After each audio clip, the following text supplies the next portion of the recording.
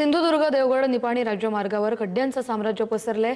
फोंडाघाट परिसरात रस्त्याची चाळण झाली आहे। सिंधुदुर्गात यंदा कमी पाऊस पडलाय तर रस्त्यात खड्ड्यात गेला असून वाहन चालकांना जीव धोक्यात घालून प्रवास करावा लागतोय।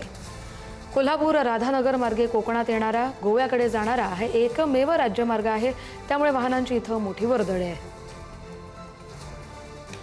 सिंधुदुर्ग जिल्ह्यात यंदा पावसाचे प्रमाण कमी आहे, मात्र या कमी पडलेल्या पावसाने देखील रस्त्यांची जी आहे ते चाळण केलेली आहे। आपण आता उभे आहोत देवगड निपाणी राज्यमार्गावरील फोंडाघाट येथे। आपण या दृश्यांमध्ये पाहू शकता की कशा पद्धतीने रस्त्याची जी आहे चाळण झालेली आहे। मोठमोठाले खड्डे जे आहेत ते या रस्त्याला फोंडाघाट परिसरामध्ये पडलेले आहेत।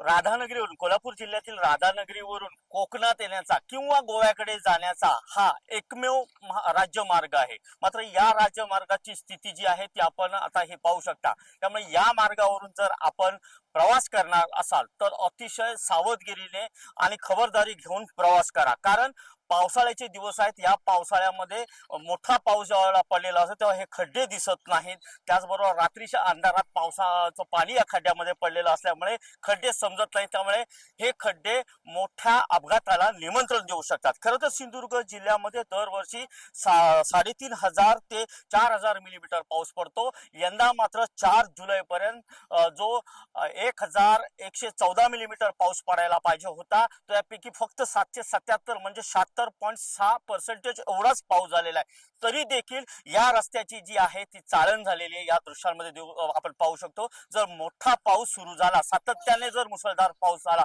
तर या रस्त्याची स्थिती काय असेल याची कल्पना न केलेलीच बरी। त्यामुळे प्रशासनाने वेळीच गंभीर होऊन यावर उपाययोजना करणे गरजेचे आहे।